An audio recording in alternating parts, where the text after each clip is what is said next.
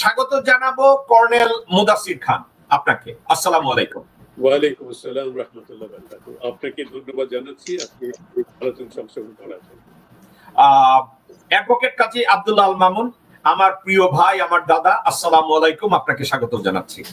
ওয়ালাইকুম আসসালাম জাকুব ভাই এবং কর্নেল মুদাসসির ভাই, আপনাদের দুজনকে শুভেচ্ছা জানাচ্ছি এবং দর্শক শ্রোতা মণ্ডলীকেও শুভেচ্ছা জানাচ্ছি। আপনাকেও জানাচ্ছি সালাম ও সালাম। কর্নেল মুদাসসির এবং অ্যাডভোকেট মামুন, আজকে আমি একটা কথা বলতে চাই। কোথাকার কোন সিরাজুল আলম খান না গোলালু খান, এসব দাদা ফাদা বাদ। আমার কাছে অ্যাডভোকেট আব্দুল্লাহ আল মামুন হইছে দাদা, হইছে ফিলোসফি, এর দর্শন নিয়ে, এর তত্ত্ব নিয়ে আমরা দেখি। এই ভাই মইরা গেছে, জীবনে পয়সা বানায় নাই, ভাড়া বাসায় থাকে, এখন ওই ভাষা নিয়ে সিরাজ সিঙ্গাল লইয়া পইরা রইছে। তো এই বেটা যদি দাদা নয়, দাদা আর কোন বেটা হইব? এই বেটা হইছে আমার দাদা। ভাই আমি মন থেকে কইতেছি, সিরাজুল আলম খানের মতো ভারত থেকে টিকিট না মাসের মধ্যে 3 বার ইন্ডিয়া যান নাই, নিজের পায়ের উপরে দাঁড়িয়ে এখন পর্যন্ত দেশের রাজনীতি নিয়ে কথা বলতেছেন। কনগ্রাচুলেশন, আপনার প্রতি অনেক শ্রদ্ধাবোধ অ্যাডভোকেট কাজী আব্দুল্লাহ আল মামুন। আমি আজকের আলোচনাটা শুরু করতে চাই কর্নেল মুদাসসির আপনাকে দিয়ে।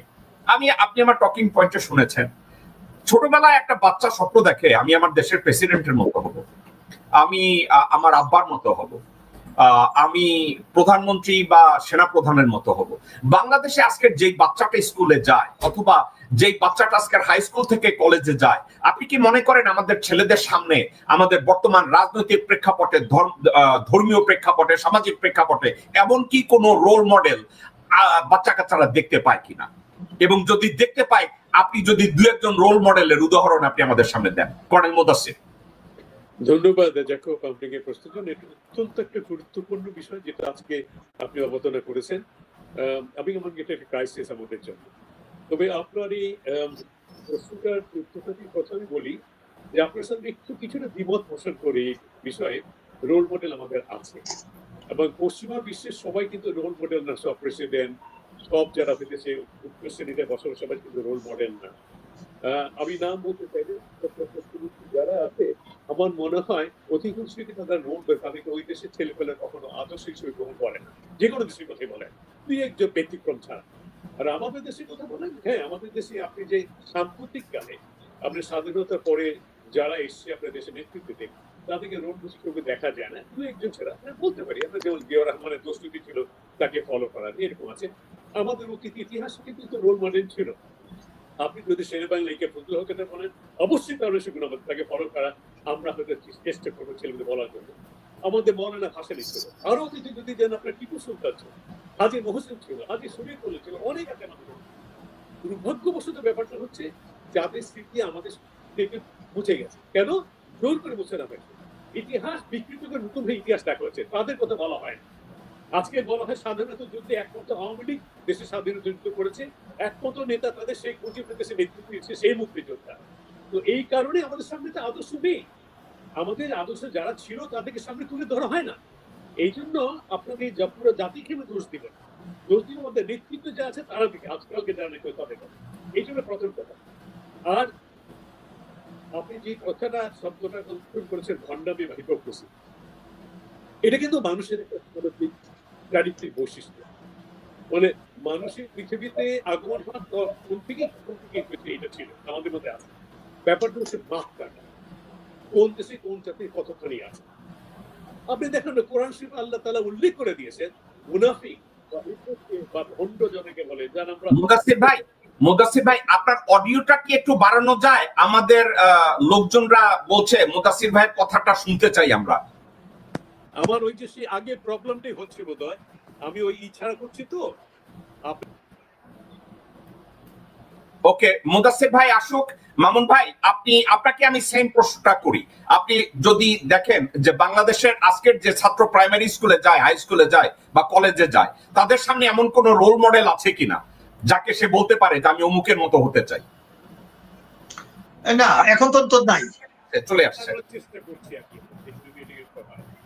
আপনি আপনার ভয়েসটা ভেঙে যাচ্ছে, ক্লিয়ার না। আমি ইয়ারফোনটা লাগানোর চেষ্টা করি, তাহলে জি প্লিজ একটু লাগান, প্লিজ লাগান। এই হেডফোনটা লেগেছে, তো আমি কি কন্টিনিউ করব না ওয়েট করব? না, একটু ওয়েট করেন, কারণ দর্শকরা আপনার কথা প্রচন্ড পছন্দ করতেছে কিন্তু শব্দটা শুনতে পাচ্ছে না। আচ্ছা, এই তাড়াতাড়ি নিয়ে এসো তো হেডফোনটা। ওকে মামুন ভাই, আপনি একটু আলোচনাটা কন্টিনিউ করেন। এখন এক সময় ছিল যে আদর্শবান লোকদেরকে আমরা দেখতাম, আমাদের পাঠ্যপুস্তকে পড়ানো হতো। এখন উল্টাটা হয়ে গেছে। এখন আদর্শের কথা যেটা নাকি আমাদের মুদাসসির ভাই বললেন শেখ মুজিবের প্রশ্নে, শেখ মুজিব যিনি মুক্তিযুদ্ধ না করে মুক্তিযুদ্ধ সর্বনাই, যিনি বাংলা সৃষ্টিত করে নাই, সে হয়েছে জাতির পিতা। এখন মাছের পচন হয় মাথা থেকে। এখন যেসব এখন যারা জেনারেশন দেখতেছে গত 20-25 বছর, এদের কাছে কোনো রোল মডেল নাই। এদের রোল মডেল হয়েছে আজকে আমাদের এক ভদ্রলোক, এক সময় অনেক রাজনীতি করতো, সে বলতেছে যে বাংলাদেশের 90% লোক খারাপ, 90% লোক খারাপ, তুমিও আমিও যদি সুযোগ পাই তাই হোক। আমি বলি না, 1% থাকলেও তো আছে, তাহলে 23 কোটির মধ্যে 23 লক্ষ আছে। কাজে বিষয়টা এরকম একটা হয়ে গেছে, ধরেই নিচ্ছে তুমি সুযোগ পাও নাই, হ্যাঁ, দুর্নীতি করার জন্য কাজে তুমি দুর্নীতি বিরোধী। ব্যাপারটা এরকম হয়ে গেছে। এখন সবাই মনে হচ্ছে যে এরকম। আমার প্রশ্ন হচ্ছে, বাংলাদেশে 95% কৃষক শ্রমিক, তারা তো শোষিত, তারা দুর্নীতি করলো করে। এই 5% শোষকদের মধ্যে বলা যায় 100 এর মধ্যে 200% দুর্নীতিবাজ। তো সেটা একদিন সাধারণ মানুষকে দুর্নীতিবাজ বলার কোনো সুযোগ নাই। আমার প্রশ্নটা হলো যে আপনি যে কথাটা তুলছেন, একটা জাতি ধ্বংস হয়ে যায় যদি মোরালিটি না থাকে, একটা জাতি আগাইতে পারে না যার কাছে একটা রোল মডেল না থাকে। একটা শিক্ষককে দেখে আমরা মনে করতাম, যেরকম এক সময় আমরা বার্ডেন রাসেলের 40 সালে লেখছিল যে ফাংশন অফ এ টিচার, সেখানে বলছিল যে teachers are the guardians of the civilization. শিক্ষকদেরকে আমরা ওইভাবে মনে করতাম। এখন দেখা যাচ্ছে শিক্ষকরা হলো নিজেরাই হলো নকল সাপ্লাই দেয়, হ্যাঁ, শিক্ষকরা নিজেরাই দুর্নীতি করে। তো যেখানে শিক্ষক দুর্নীতিবাজ, পেশাগত ভাবে এই শিক্ষক বলেন, ডাক্তার বলেন, উকিল বলেন, they are the natural leader of the society. আজকে 3 পেশাই নষ্ট হয়ে গেছে। আজকে বিচারপতি, প্রধান বিচারপতি কি আজকে দেখেন কি অবস্থা হলো। তো কাজে একটা জাতিকে ধ্বংস করার জন্য যা যা করা হয়, আমাদের যে সেটআপটা করছে, শুধু আমাদের সব দিকে যান, আমাদের সাংস্কৃতিক আগ্রাসন করছে, আমাদের মোরাল আগ্রাসন করে দিছে, হানি ট্র্যাপ মানি ট্র্যাপ সব রকম করতেছে। তো কাজে একটা জাতিকে ধ্বংস করার জন্য যথেষ্ট ভারতীয় আগ্রাসন শুধু উপর থেকে না, সাংস্কৃতিক আগ্রাসন করছে, অর্থনৈতিক আগ্রাসন করছে, আমাদের আর্মি শেষ করে দিছে, টিচার শেষ করে দিছে, মোরালিটি বলে কিছু নাই। এই কাউকে কয়েকটা নারী দিলে সে চলে যায়, কলকাতায় দাওয়াত করলে সে চলে যায়। তো এই কারণে আমাদের মনে হয় কি কালচারাল রেগুলেশনও দরকার পাশাপাশি। ধন্যবাদ। না মামুন ভাই, আমি যদি একটা কথা বলি, আপনার কথার সাথে আমি একমত পোষণ করি। দেশের 95% মানুষ যারা খেটে খাওয়া মানুষ, তাদেরকে না টানি। আপনি খেয়াল করে দেখছেন, বাংলাদেশে যদি দুর্নীতি দমন অভিযান পরিচালনা করা হয়, তাইলে ট্যাক্সিওয়ালাদের ধরে, ঢেঁড়স বিক্রেতারে ধরে, মাছ বিক্রেতারে ধরে, মুদি দোকানদারের ধরে, কিন্তু প্রধানমন্ত্রীরে ধরে না। প্রধানমন্ত্রীর চারপাশে যেসব কুত্তার বাচ্চারা বসে আছে তাদেরকে ধরে না, ধরে বাদাম বেচে তারে। আমি ওই বাদাম যারা বেচে তাদের দুর্নীতি নিয়ে আমি কথা বলতে চাই না। আমি কথা বলতে চাই তাদেরকে নিয়ে যারা দেশের আইন প্রণয়ন করে, যারা প্রজাতন্ত্রের কর্মচারী, যারা বলে আমি পাবলিক সার্ভেন্ট। আমি আপনার কাছে ব্যাক করছি, আমি কর্নেল মুদাসসির আপনার কাছে যেতে চাচ্ছি। আপনার অডিওটা কি ঠিক হয়েছে? আপনি শুনতে পাচ্ছেন? এখন আমি হেডফোন লাগাচ্ছি, আপনাকে স্ট্রেইট শুনতে পাচ্ছি। Excellent, excellent, thank you. আমার জামাইকে ধন্যবাদ জান। আমাদের পক্ষ থেকে অনেক ধন্যবাদ। Thank you. আচ্ছা দেখো, আপনাকে আমি আগে বলেছিলাম, আমার unfortunately this is a very important, যে আপনার অ্যাকসেপ্ট করেছি। আমার একটা প্রোগ্রাম ছিল, তো আমি একটু হারি আপ করবো। ওরা আমার জন্য ওয়েট করছে, doesn't matter, it's important national issue, so it is more important than my going out. আমি ওর জন্য রাজি হচ্ছে, ওয়েট করবে। আমি একটু প্রথমেই আগের প্রসঙ্গে পড়ে যাবো। প্রথমে আপনার উইথ ডিউ রেসপেক্ট, আমাদের আরেকজন আছে মামুন ভাইয়ের প্রতি আমি বলছি, মামুন ভাই, আমি কিন্তু আপনার সাথে আবার একটু দ্বিমত পোষণ করি এই জন্য যে দোষ নেতা নেতৃত্বের আছে। আপনি ঠিকই বলছেন, মাছের মাথাটা পচে গেলে পুরো মাছটা পচন শুরু হয়ে যায়, ফাইন। কিন্তু আমাদের জাতি হিসেবে আমাদের চারিত্রিক বৈশিষ্ট্যের মধ্যে কিন্তু এটা আছে লুকায়িত। আমি বলবো এটা, হ্যাঁ, আমরা আপনার দায়ী করবো মূলত নেতৃত্বদেরকে, অভিভাবকদের, আমাকে আমি দায়ী করব। কিন্তু সাধারণ মানুষের মধ্যে কেন যেন আমার মনে হয় আমাদের বৈশিষ্ট্যমিতে একটা আছে, এটা কেন আমি আপনি ব্যাখ্যা করব। তারা আমি যেটা প্রসঙ্গ তুলেছিলাম প্রথম, সেটা হচ্ছে যেটা এই যে আমাদের বৈশিষ্ট্যটা ভণ্ডতা, হিপোক্রেসি, বা আরবিতে কোরআন যেটা মুনাফিক, এটা কিন্তু মানুষের জন্ম লগ্ন থেকে আসছে। যেই জন্য আল্লাহ তাআলা কোরআন শরীফে দেখেন 15 বছর রেখে মুনাফিক সম্বন্ধে কি বলেছেন, যে জাহান্নামের নিম্নতম স্তরে মুনাফিকদের জায়গা হবে। কোরআন শরীফের মধ্যে একটা আলাদা সূরাই আল্লাহ তাআলা নাযিল করেছেন, সূরা মুনাফিকুন। এই মুনাফিকের সম্বন্ধে আল্লাহ ব্যাখ্যা করেছে, মুনাফিক কারা, কিসব বৈশিষ্ট্যতে তাকে মুনাফিক বলে, যে মুনাফিক স্থানটা কি হবে, মুনাফিক থেকে দূরে থাকার জন্য কি করছে মেনশন করেছে, কত গুরুত্বপূর্ণ আল্লাহ তাআলা নিজেই এটা মেনশন করেছেন। সুতরাং এটা আমাদের ছিল, সবসময় আসছে। আমি আমাদের দেশের অবস্থা তো আপনারা আলাপ করেছেন, আমি আলাপ করেছি, আমরা সবাই জানি বাইরে কিন্তু কম না মুনাফিক। আপনি কিন্তু শুরু করেন, দেখেন না মুনাফিক কোথায় না হয়েছে। এই যে আমাদের কলোনাইজেশন করেছে আপনার পশ্চিমা দেশগুলো, তারা তো মুনাফিকই দিয়ে করেছে, ভণ্ডতে করেছে। লর্ড ক্লাইভ বাংলাদেশে আসছিল ব্যবসা করার জন্য, একটু সুযোগ চেয়েছিল, সেই সুযোগে তাম্বুকে সেই সম্পূর্ণ মুনাফিকি করে রাজত্ব পুরা ভারতবর্ষ দখল করে নিয়ে। প্রত্যেকটা কলোনিয়াল পাওয়ার কিন্তু একই জিনিস করেছে, কে করে, সবাই করেছে এটা। তারপর দেখুন আমাদের দেশের কথা যদি বলেন, আমাদের দেশের ইতিহাস আমরা সবাই জানি, প্রথম থেকে কোন সরকারের আমলে মুনাফিকি হয় নাই। আপনি দেখেন না, শেখ মুজিবের সময় উনি গণতন্ত্রের জন্য লড়াই করেছে সারা জীবন, উনি বলেন জেলে গিয়েছেন গণতন্ত্র। উনি আসার পরে আপনার সেই বাক্সাটা তৈরি, আগের ঘটনার কথা বাদ দিই, বাক্সাটা তো একটা মুনাফিকি। মুখে একটা বলেছেন, করলেন আর একটা কাজ, এটা তো মুনাফিকি। যার কথা আবার কাজের সাথে মিল নাই তাকে মুনাফিক, তাকে ভণ্ড বলা। তিনি বাক্সল করে দিয়ে সমস্ত পত্রিকাগুলো বন্ধ করে দিলেন, তো এটা তো মুনাফিকি। 75-এর পরে এরশাদ যখন আবার জিয়া রহমান একটু কিছু সময় ছিল, তারও বস্তু ত্রুটি ছিল, কিন্তু অত বড় আকারে আমাদের কিছু ধরা পড়েনি। এরশাদের সময় বলেন, উনি যখন ক্ষমতা এলেন তখন কিন্তু উনি কিন্তু প্রথম কিন্তু ক্ষমতা দখল করাতে বলেন। আমি তো ছিলাম তখন, I witness the whole thing. উনি ক্যান্টনমেন্টে যেতেন, বক্তৃতা দিতেন কি জিয়া রহমানের আদর্শ তুলে ধরার জন্য আমরা আসছি, ক্ষমতার জন্য আমরা আসি না। উনি দেশের জন্য প্রাণ দিয়েছেন, ওনার স্মৃতি রক্ষা করার জন্য, ওনার আদর্শ ফলো করার জন্যই আমরা আসছি, আমরা চাইব নতুন সরকার করার জন্য। উনি বন্দুকে নল দিয়ে সাতটা থেকে ক্ষমতা নিয়ে গেলেন। আমাদের আপনি হাসিনার সম্বন্ধে বলার কোনো প্রয়োজন নাই, পুরো দেশ বেশি জানি, সবাই জানি। প্রত্যেক, এমনকি জামাতে ইসলাম একটা দল, তার আমরা বলি আদর্শ দল, তার ডিসিপ্লিন, কিন্তু জামাতে ইসলাম কেন দেখেন না, তারা বিএনপির সাথে হাত মিলে তারা হয়তো ইলেকশন করলো, আবার পরবর্তীতে হাসিনার আওয়ামী লীগের সাথে হাত মিলে করলো, মুখে একটা বলছে কাজে একটা করেছে। সুতরাং এটা আমাদের পুরো জাতির মধ্যে, এটা আমাদের গ্রথিত হয়ে আছে পুরো জাতির মধ্যে। আমি যেটা বললাম সব দিয়ে শেষে আমাদের দেশে বেশি, আমাদের বেশি কারণটি কি, এখন দেখেন আমরা সব সমস্যা সম্বন্ধে আমরা কিন্তু জ্ঞাত, আপনি আমি কিন্তু আমরা বলে যাচ্ছি, কিন্তু আমাদের যে সমস্যা আমি চিহ্নিত করে যাচ্ছি পুরো জাতি কিন্তু জানে, কিন্তু প্রবলেম যেটা আমরা সলিউশনটা বের করতে পারছি না। আমাদের দরকার কিভাবে এই ক্রাইসিস থেকে উত্তরণ করা যায়, জাতিকে এই যে একটা জঘন্য একটা আমাদের তারিখতে বসে থেকে আমাদেরকে কিভাবে মুক্ত করতে হবে, সেইটা আমাদের কেন হয়, এটা হচ্ছে কেন, আমি এটা নিয়ে সবসময় চিন্তা করি।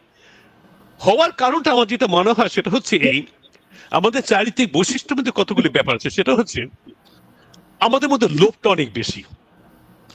যেই জাতি যত বেশি লোভী তাদের অতপত তত ত্বরান্বিত হয়। লোকটা আমরা সম্বোধন করতে পারি না। আপনি দেখেন, আপনি এই দেশের মানুষের কত পার্সেন্ট মানুষ পাবেন যারা নির্লোভ। এই শব্দটা কয়টা মানুষের সাথে আপনি একত্র করেন, এমন নেতা মিত্রদের মধ্যে। যখন লোভটা আপনাকে ওভারটেক করে তখন আপনি সবকিছু আপনার প্রমিস ভুলে যান। এটা হতো এমন একটা কারণ। লোভটা কিভাবে দূর করা যায়? দ্বিতীয়টা হচ্ছে এই, আমাদের মানুষরা জাতিগতভাবে আমরা খুব সহজে ভুলে যাই অতীতকে। আপনি দেখেন না, এরশাদ বাংলাদেশে দুর্নীতিকে প্রাতিষ্ঠানিক রূপ দিয়েছে, ব্যভিচারকে প্রাতিষ্ঠানিক রূপ দিয়েছে। আমি বলা উচিত না, সে মারা গেছে লোকজন, সেকে তাকে প্রকাশ্যভাবে সে বলতে দেখেছে, আমি হ্যাঁ আপনারা আমার কথা নিয়ে কথা বলতে বলেন, আমি আপনার নারীদের সাথে উঠা বসে করি। এটা সব দেশের নেতা যারা শুচ্ছে তাদের মধ্যে এটা থাকে, এটা দোষণীয় কিছু না। যেই লোকটা ব্যভিচারকে, জেনাকে, আপনার দুর্নীতিকে প্রাতিষ্ঠানিক, সেই লোকটাকে আবার ক্ষমতা বসেছে এই দেশের লোক। এসব তো জোর করে আসে নাই। হ্যাঁ, কিছু তার হইতেছে রিগিং ছিল, তার হইতেছে কিছু আপনার সে ফন্দি ফিকির করেছিল ক্ষমতার জন্য, কিন্তু এই দেশের মানুষই তাকে ক্ষমতা দিচ্ছে। আবার দেখেন, সেই জেল যাওয়ার পরে, জেল থেকে বের হওয়ার সময় এই দেশের মানুষই তাকে আবার ক্ষমতায় বসিয়েছে। ক্ষমতা মানে কি? পার্টি তাতে ভোট দিয়েছে, এই দেশে ভোটার ভোট দিয়েছে। তো এই যে এর সাথে সময় এই ঘটনা ঘটেছে, আপনার পরিবর্তন প্রত্যেকটা সময় বিএনপি যখন ক্ষমতা, তারা কি করতো, তারা একরকম কথা বলেছে, পরবর্তীতে তারা এসলো। প্রথম টার্মে বিএনপি না হয় ঠিক আছে, না বুঝে তারা চুরি কেমনি করছে, মিথ্যা কাজ করছে। প্রথমবার তারা যারা হইতে তাদেরকে মানুষ তাদেরকে হটিয়ে দিল ক্ষমতা থেকে।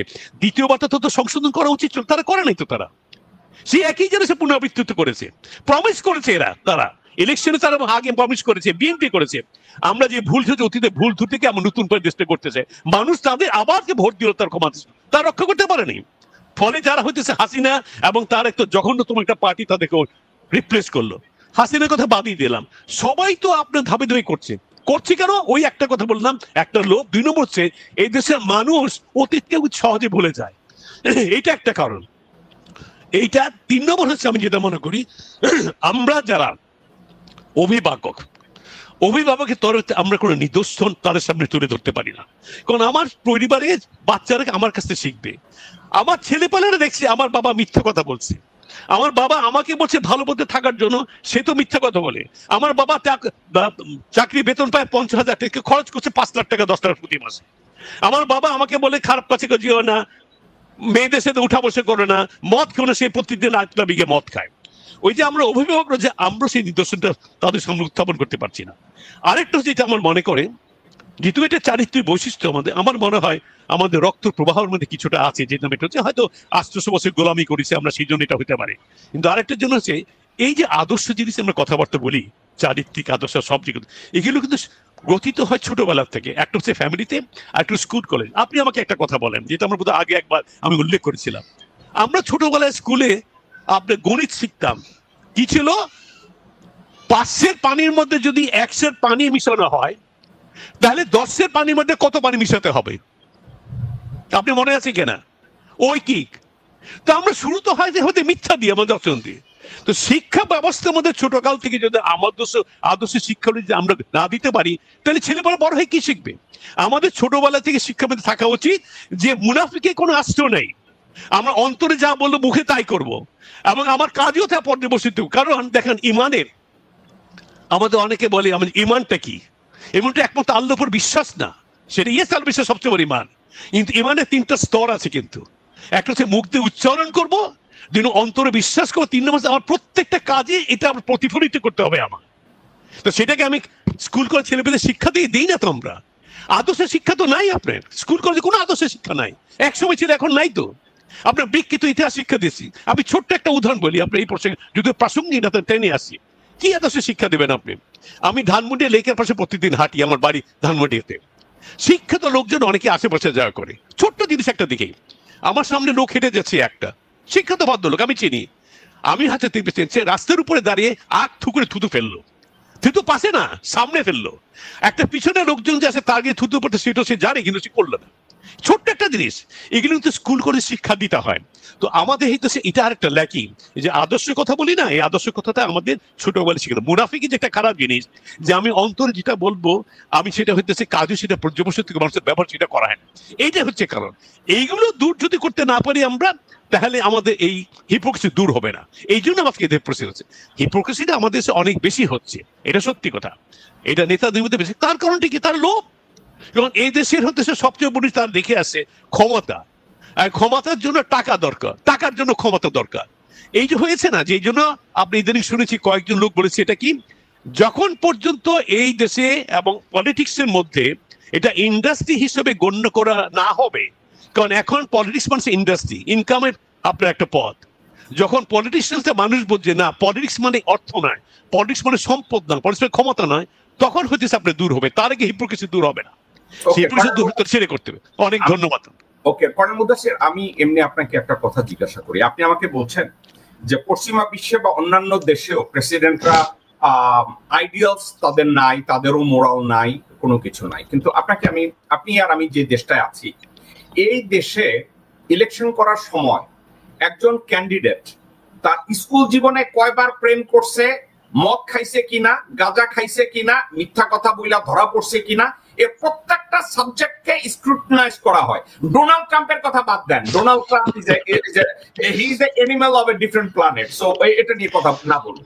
কিন্তু আপনি নিজে চিন্তা করেন, বারাক ওবামা ইউনিভার্সিটি অফ হাওয়াইতে বসে কিছু করছে কিনা, বিল ক্লিন্টন আর ইউনিভার্সিটি অফ ফায়ারভিলে কিছু করছে কিনা, এগুলো নিয়ে করে। এর অর্থ কি জানেন?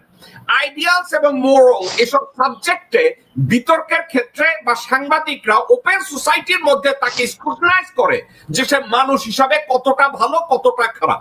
এখন এই পশ্চিমা বিশ্বের সমাজ ব্যবস্থায় হিপোক্রেসি আছে, ভণ্ডামি আছে, কিন্তু তারপরেও তারা চায় হোয়াইট হাউস যে অকুপাই করবে সেজন্য একটা ভালো মানুষ হয়। এখন আমাদের দেশে আপনি, আমি এবং অ্যাডভোকেট মামুন কন্টিনিউয়াসলি বলতে শুনেছি, আমি জনগণের জন্য জীবন দিতে প্রস্তুত, আমি ক্ষমতা চাই না। হাসিনাকে বলতে শুনেছি, এবং এই হাসিনাকে বলতে শুনেছি আমি আর কিছু চাই না, আমার ক্ষমতা চাই। আমি এইসব ইলেকশন চাই না, আমি আলটিমেট ক্ষমতা চাই, আমি দেশের উন্নতি করতে চাই। এখন বাংলাদেশে আমি আর আপনি বলতে পারি যে আমাদের শিক্ষা ব্যবস্থা পারফেক্ট না, আমি আর আপনি বলতে পারি বাবারা পারফেক্ট নাই, কিন্তু আপনি অ্যাডভোকেট মামুন একটা কথা বলছে, এই কথাটাকে কেমনে মূল্যায়ন করবেন? উনি বলছে 90% মানুষ যারা হ্যান্ড টু মাউথ, এরা তো দেশ পরিচালনার ক্ষেত্রে, সমাজের লিডিংস এর ক্ষেত্রে, আইন প্রণয়নের ক্ষেত্রে তাদের কোনো ভূমিকা নাই। ভূমিকা আছে 10%। 10%-এর ভিতরে মাত্র 2% যারা শোষক শ্রেণী, যারা বলে আমরা ল মেকার, যাদের ক্ষমতা আছে আইন প্রণয়ন করার। আমাদের আজকের আলোচনাটাকে আমি যদি ওই দিকে ফোকাস করি, তাইলে আপনার সামনে আসবে যে ক্যারেক্টারগুলো, ওই ক্যারেক্টারগুলোর কথা আপনার দিকে বলি। আপনার সেনা প্রধান হবে আজিজ, আপনার পুলিশ প্রধান হবে বেনজির, আপনার পুলিশের কর্মকর্তা হবে বিপ্লব সরকার, পুলিশের কর্মকর্তা হবে বিবি হারুন, এবং মন্ত্রী হবে ওবায়দুল কাদের, মন্ত্রী হবে XYZ। এখন এদের দিকে যদি আমরা তাকাই, তাইলে আমাদের এই আইডিয়ালস গুলো, হিপোক্রেসি গুলো, এদের শেখার ক্ষেত্রে আপনি কি বলবেন? আমি আপনার একটা কথা, শেষ কথাটাকে আমি যদি নোট করি, যে বাংলাদেশের মানুষ যদি দেখে রাজনীতির অর্থ পয়সা না, রাজনীতির অর্থ বড়লোক হওয়া না, আমি আপনার এই কথাটার সাথে একমত। কিন্তু ওইখানে নেওয়ার জন্য যারা আপনার আর আমার হাতকে বেঁধে দেয়, একটা আইন প্রণয়ন করতে বাধাগ্রস্ত করে যে না আমরা এটা করতে দেব না, না এটা হইতে পারবে না। আমি আপনাকে একটা উদাহরণ দেই, আমি চাচ্ছি আপনি এটার উপরে রেসপন্ড করেন। একটা লোকের নাম মুজাহিদুল ইসলাম সেলিম, লোকটা বামপন্থী রাজনীতি করে। এই লোকটা গত 2-3 দিন আগে বলছে পাকিস্তানি সেনাবাহিনীকে আমরা ঢাকায় ক্যান্টনমেন্ট করতে দিতে পারি না। এই বুড়া হাবড়া, এই বুড়া উবানের শিক্ষায় শিক্ষিত ভারতীয় এক কুত্তার বাচ্চা, ও জানে ডিজিএফআই দোতলার এন্টায়ার ফ্লোর ভারতীয়রা নিয়ে নিছে। ভারতীয়রা বাংলাদেশের সেনাবাহিনী, নৌবাহিনী, বিমান বাহিনী কন্ট্রোল করে। সুপ্রিম কোর্টে রুম বানায় নিছে অ্যাটর্নি জেনারেলের পাশে। এই শুয়ারের বাচ্চা বুড়া হাবড়া একটা কথা কয় নাই। এখন বাংলাদেশে পাকিস্তান আর্মির কোন অফিসার আসেও নাই, কোন আলাপ আলোচনাও নাই, কিন্তু এই কুত্তার বাচ্চা বলে পাকিস্তানি সেনাবাহিনীকে আমরা ঢাকায় জায়গা দিতে পারি না। আপনি এই ধরনের রাজনীতিবিদদেরকে আপনি কি বলবেন? এরাই তো লমেকার হিসাবে বলে, আপনি যদি এটার উপরে কিছু বলেন। না, ধন্যবাদ, আপনি ঠিকই বলেছেন। এই যে মুজাহিদুল সেলিম না, আর এর মতো অনেক লোকই আছে। এটা আমি এটাকে দুইটা ভাবে ব্যাখ্যা দেবো। এটা হচ্ছে একটা, আমি ডিউ রেসপেক্ট টু দেম, তারা হয়তো আমার চেয়ে অনেক পড়াশোনা, অনেক মাথা বড়, অনেক বুদ্ধিজীবী তাদেরকে বলা হয়। একটা হচ্ছে মূর্খতা, পরিস্থিতি নিয়ে এটা সম্পর্ক তাদের নলেজ নেই, মানে মূর্খতা থেকে এটা একটা হয়। আরেকটা হচ্ছে আপনার যেটা দালালি, অবশ্যই দালালি করতে হয়, তারা দাসত্বতে বিশ্বাস করে, তারা দাস, কৃতদাস হিসেবে করে। মূর্খতা আমি কেন এই জন্য বলছি, যে তারা যদি ইতিহাস যদি পড়ে, আমার চেয়ে হয়তো তার ইতিহাস বেশি পড়েছে। দেখেন দ্বিতীয় মহাযুদ্ধে, প্রথম মহাযুদ্ধে দেশের দেশগুলো একদিন একজনের সাথে আপনার হানাহানি করেছে। জাপানের কথা যদি আপনি বলেন, জাপানে আপনার দেখেন কত বড় একটা বিভীষিকাময় একটা হত্যাযজ্ঞ হলো, আপনার অ্যাটমিক বোমা ফেলে, তাই না? সেই জাপানের সাথে তো জাপানিজরা আপনার তাদের মতো একটা জাতি, যাদেরকে ওয়ার্ল্ডের মধ্যে সবচেয়ে ফ্রিয়েস্ট ন্যাশনালিস্ট বলা হয় জাপানিজদের। এখনো আপনি যে জাপানে কিন্তু এখনো তারা কিন্তু হারাকিরি করে, কারণ তাদের মধ্যে ডিগনিটি সবচেয়ে বড় জিনিস। কেউ যদি মনে করে হ্যাভ বিন ইনসাল্টেড, আবার ডিগনিটি নষ্ট হয়েছে, সে এখনো যদি এটা অফিসিয়াল, আপনি শুনতে পাচ্ছেন? শুনতে পাচ্ছি ভাই, হ্যাঁ। আমি যে এখনো জাপানে কিন্তু দেখেন ডিগনিটিকে এত বড় মর্যাদা দেয়। এখনো কোনো জাপানি যদি মনে করে, এখনো আছে, ল ব্যান করে দিয়েছে কিন্তু গ্রামে কিন্তু এখনো করে, এখনো জাপানিজকে যদি মনে করে, বিশেষ করে রিমোট এরিয়াতে যার মানহানি করা হয়েছে, তার dignity has been seen damage, সে ওই পাহাড় উপরে গিয়ে এখনো কিন্তু সে তরোয়াল দিয়ে সামুরাইয়ের মতো হারি করে মৃত্যুবরণ।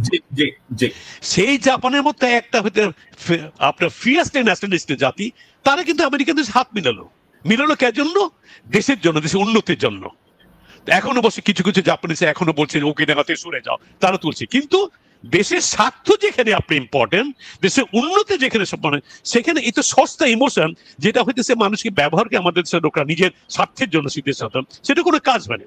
পাকিস্তানের সাথে আমি যুদ্ধ করছি একটা মুক্তিযোদ্ধা হিসেবে, তাদের বাহিনীর সাথে আমি তাদের ঘৃণা করি, সেই সমস্ত নেতৃত্ব থেকে যারা সেই ইন্ধন জুগিয়েছিল, যারা নেতৃত্ব ছিল। আজকের পাকিস্তান লোকজন যারা আছে, মেজরিটি অফ দেম যারা আপনি দেখেন, তারা কনভেন্ট করছে পাকিস্তানের সেই অ্যাকশনকে, সেই 71 অ্যাকশনকে। তাদের সাথে আপনার হাত পেরে আমার স্বার্থ রক্ষা করে, আমার ইন্টারেস্ট রক্ষা করে আমি যে তার সাথে রিলেশন ভালো করছি, তাদের দোষণীয়টা কোথায় আছে? এখন ইন্ডিয়া আমাদের সাথে কাঁধামিতে আমরা যুদ্ধ করেছি, সত্যি কথা।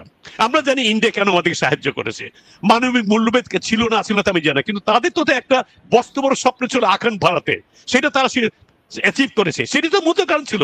আমি তো নিজে একটা সাক্ষী, আমি যে স্বাধীনতা যুদ্ধ তার সাথে যুদ্ধ করে স্বাধীন পরে দেখেছি তারা কি করছে, এটা আমরা অনেক আলোচনা করেছি, পূর্বে আলোচনা করেছি। তারা এখন যে দেশটা আমাদের অস্তিত্ব বিলীন করার জন্য প্রতিনিয়ত কাজ করছে, তাদের সাথে পাকিস্তানের সাথে হাত মিলানো অনেক বেটার না? তো সেইটা তো এই যে মূর্খরা বাড়া হয়েছে, যারা দাসবৃত্তি করে, তাদের তো করবেই, কারণ তাদের ওই দিকে তারা চিন্তা করে না। এটা গেল একটা, যে আপনি সত্যার্থ যেটা উক্তি করেছে মুজাহিদ ইসলাম, আমি এটা কন্ডেম করি ফুলেস্ট। কিন্তু এখন যেটা আপনি বললেন যে আপনার নেতা নেত্রীকর এই দেশের কথা বলছেন, আমি অ্যাগ্রি করি, কিন্তু আপনি যেটা বলছেন ওই দেশে, পশ্চিমা দেশে উন্নত বা শিক্ষিত সম্প্রদায় যারা আমরা বলি, তাদের একটা ক্যান্ডিডেটের জন্য আপনার ন্যাশনাল পর্যায়ে যায়, সে একটা মেম্বার অফ দ্য অ্যাসেম্বলি হোক অথবা আপনার ক্ষমতা যে এক্সিকিউটিভ গভর্নমেন্টের যোগ, তাদের সমস্ত 14 গোষ্ঠী হিসাব নিকাশ করে ফেলে, আমি কোনো বাধা নাই, এটা নিয়ম। কিন্তু এটাও তো সত্যি কথা, ক্ষমতায় যাওয়ার পরে তাদের যে প্রতিজ্ঞতা রক্ষা করে না, এটা ওবামা রক্ষা করে নাই। ডিটির কথা বাদ দেন, অনেক লোকই রক্ষা করেন। দুজন একজন লোক, যেমন আপনি যদি ক্যানেডির কথা বলেন, আব্রাহাম লিঙ্কন, ওয়াশিংটনের কথা বলেন, জেফারসন, তাদের কথা আলাদা, তারা আদর্শ। আপনি জানেন এখন বের হচ্ছে যেটা জেএফকে এর পিছনে, অ্যাসিস্ট্যান্টের পিছনে ওই মুসাদের হাত ছিল, এটা যে এখন ডিক্লাসিফাইড হয়ে গেছে। কিন্তু ওই ধরনের লোক আছে, কিন্তু তারপরে অন্য লোক ডিটির মতো কম মাত্র লোক এদেশে আছে। আর আমাদের দেশের কথা বলেন, আমি বলি, আপনি শেষ করি একটু, আমাদের দেশের কথা আপনি আসছেন তো, ইয়েস ইউ রাইট, আমাদের দায়ী করবার নেতাদেরকে, সত্যি কথা 90% লোক আমি ইসের সাথে একমত, অ্যাডভোকেট মান্নার সাথে একমত, মামুনের সাথে একমত, যে আপনি ঠিকই বলেছেন 90% লোক সরল সোজা। কিন্তু আপনাকে একটা উদাহরণ দিই, আমি যখন কাঁচা বাজারে যাই, আমি যখন মাছ কিনি, আমি যখন সোজা হয়ে যে ভাই আমার দেখার সময় নেই, তুই মাছটা ভালো দাও, এই মাছটা কিনে যখন বাজারে যখন দেখছে মাছটা পচা, আমি যখন একটা কুমড়াটা কিনে নিয়ে যাই, সেই কুমড়া যখন গিয়ে দেখি কুমড়ার ভিতরে আপনার কেমিক্যাল মিশন আছে, আমটার ভিতরে কেমিক্যাল মিশন আছে, ওইটা তো ওই নেতাটা তাকে হাতিয়ে দিয়ে শিখিয়ে দিয়ে যায় নাই, হাসিনা তো শিখায়নি তারে, শুধু নিজে করছে। কেন করছে? এটা আমাদের অস্থি মজ্জা, এটা আসছে নেতাদের কাছ থেকে, সত্যি কথা। কিন্তু আমার কেন যেমন আমাদের চারিত্রিক বৈশিষ্ট্য মানুষকে ধোকা দেওয়া, অন্তর একটা কথার ভিতর একটা কথা। আমি আরেকটা কাহিনী বলি আপনাকে, আমরা সবাই ছোট করে চেষ্টা করি মানুষকে আমাদের স্বার্থমতো সাহায্য করার জন্য। আমি খুঁজে বেড়াই মাঝে মধ্যে আমার জাকাত বা ফিতরা দেওয়ার জন্য, অথবা আপনার কি বলে সাদেকা দেওয়ার জন্য। মসজিদে একদম বলি, আমি জুম্মার নামাজ থেকে ফিরে আসছি, আসার পরে রিক্সা একটা চললাম, রিক্সাওয়ালা ইয়াং ছেলে, আমার অভ্যাস হচ্ছে রিক্সাওয়ালা দোকানদার সাথে কথা বলা, খুঁটে খুঁটে জিজ্ঞেস কর, গেলে আমি সবসময় করি। কথা বলতেছি, বলে যে স্যার আমার মা অসুস্থ। কি হয়েছে? মার চোখের আপনার অপারেশন করতে হবে। আচ্ছা ঠিক আছে, একটু টাকা লাগবে স্যার। আচ্ছা ঠিক আছে, কত টাকা লাগবে? বললো একটা আমার 25,000-30,000 টাকা। আচ্ছা আচ্ছা, কোথায় ভর্তি হয়েছে? বলতে পারে না। কোন হাসপাতালে বলো? বলতে পারে না। আবার তার কথা ভ্রমণ দেখে তো আমার মনে হয় যে লোকটা সত্যি কথা বলে নাই। তার মানে দেখো আমি একটা হাসপাতাল চালাই, চোখে ভর্তি হলে কি কথা খুঁটে জিজ্ঞেস করে দেখে পুরো বুঝে গেল মিথ্যা। পরে আবার বলছে সরি স্যার মাফ করে দেন, লোকজন ধরলো তাকে। তো এটা তো তাকে হাসিনে তাকে শিখিয়ে দেওয়া যায় নাই, এটা তো আপনার ওই আমি খুশি শিখিয়ে দেওয়া যায় নাই। তো এটা হতে পারে আমরা উপরের দিকে তাকাই, উপর দিকে তাকে আমরা ওইটার মধ্যে ঢুকে যাই। আজকে যদি আপনি সত্যি কথা বলছেন, আজকে যদি হাসিনা বলেন, আপনার দেশে তারেক জিয়া বলেন, অন্য তাদের বলছে না আরে সত্যবাদী, তারা মিথ্যা কথা বলে না, সত্য কথা, এটা ইনফ্লুয়েন্স হতো আমাকে, এটা সত্যি কথা। কিন্তু আমার কেন যেন মনে হয় জাতিগতভাবে চারিত্রিকভাবে আমাদের কিছু দুর্বলতা রয়ে গেছে, সেইটা আমার কিছু দূর করার জন্য আমার দরকার শিক্ষা। আমাদের ছোট কাল থেকে বহুবিভাগ শিক্ষা, স্কুল কলেজ শিক্ষা, সেটি আমার দূর করার আমার মনে উপায়। আর ওকে, আমি আপনার কাছে সাথে বিতর্ক করব না, কিন্তু কয়েকটা বিষয় আপনাকে আমি এমনি বলি। আপনি বলছেন Barack Obama, William Jefferson Clinton, George Walker Bush, এরা প্রেসিডেন্ট হওয়ার পরেও নীতিগতভাবে তারা কম্প্রোমাইজ করছে, তাদেরকে কম্প্রোমাইজ করতে হয়েছে। এখন আপনাকে আমি বলি, তারা রাষ্ট্রযন্ত্রের সাথে কম্প্রোমাইজ করছে due to the protocol of their government. তাদেরকে কংগ্রেসের ভিতর দিয়ে যেতে হয়, সিনেটের ভিতর দিয়ে যেতে হয়, তারপরে আইজি বলতে একটা ডিপার্টমেন্ট আছে তাদের গভর্নমেন্টের মধ্যে, ইন্সপেক্টর জেনারেল, প্রত্যেকটা জায়গার মধ্যে দিয়ে যেতে হয়। আপনাকে আমি উদাহরণ দিই, বারাক ওবামা যখন অ্যাফোর্ডেবল কেয়ার অ্যাক্ট নিয়ে উনি এই আইনটা পাস করাতে গেলেন, he could have sign the bill with his executive privilege, কিন্তু এটা সে করে নাই। কম্প্রোমাইজ করতে হয়েছে। এখন আমি আর আপনি কিন্তু ওইটা নিয়ে বিতর্ক করছি না, আমি আর আপনি বিতর্ক করছি ব্যক্তি বারাক ওবামা ব্যক্তি জীবনে কোনো হিপোক্রেটিক্যাল কোনো কিছু করছে কিনা। যেমন সে ফাদার্স ডেতে বলছে যে প্রত্যেকটা বাবার এই দায়িত্ব হওয়া উচিত, বারাক ওবামা ওই দায়িত্বগুলো পালন করছে। কারণ মিশেল ওবামা পরবর্তী সময় মাদার্স ডেতে বলছে Barack is the number 1 father in her eyes. আবার মাদার্স ডেতে বারাক ওবামা ঠিক সেম কথা বলছে, in my views Michelle Obama is the best mother. এখন আমি বাংলাদেশের ক্ষেত্রে আমি যে উদাহরণটা দেই, আমি আর আপনি যে কথাটা আপনি বলছেন যে জেএফকে এর অ্যাসাসিনেশনে মোসাদ জড়িত ছিল, আপনি অনেক দেরিতে বলছেন। ওই অ্যাসাসিনেশনের সাথে লিন্ডন জনসন এবং আমেরিকান ডিপ স্টেট জড়িত ছিল, এগুলো আমরা জানি। কিন্তু আমি বাংলাদেশের শুরু থেকে যদি আমি বলি, তাজউদ্দিন, মনসুর আলী, নজরুল ইসলাম, কামরুজ্জামান, চারটাই ছিল দেশদ্রোহী কুত্তার বাচ্চা এবং নপুংসক। ওদেরকে হাজতে মারছে, ওদেরকে ছিল স্লটার করা কুষ্টিয়াতে। এখন আমি আর আপনি বলবো, এই কমেন্টের মধ্যে অনেকে বলে যে মিল্টন ভদ্র কথা কয় না। আরে ভাই, আমি ভদ্রতা দেখানোর ধারে কাছে না।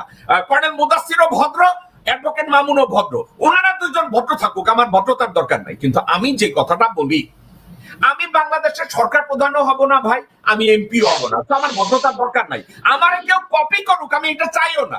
আমি চাই লোকজন কর্নেল মুদাসসিরকে ফলো করুক, আমি চাই লোকজন অ্যাডভোকেট মামুনকে ফলো করুক, কারণ তারা আইডিয়ালস। এখন বাংলাদেশে মুজিবকে দিয়ে আইডিয়ালস হয় নাই, মোহাম্মদুল্লাহরে দিয়ে আইডিয়ালস হয় নাই, খন্দকার মোস্তাকরে দিয়ে হয় নাই, আমি তাদের ধারে কাছেও আর যাব না।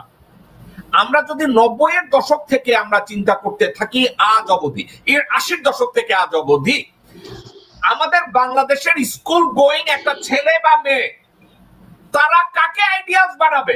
বেনজিরকে, আজিজকে, শফিককে, হারুনকে, হাসিনাকে, বেগম জিয়াকে, তারেক রহমানকে, আমির খসরু মাহমুদকে, কাকে বানাবে?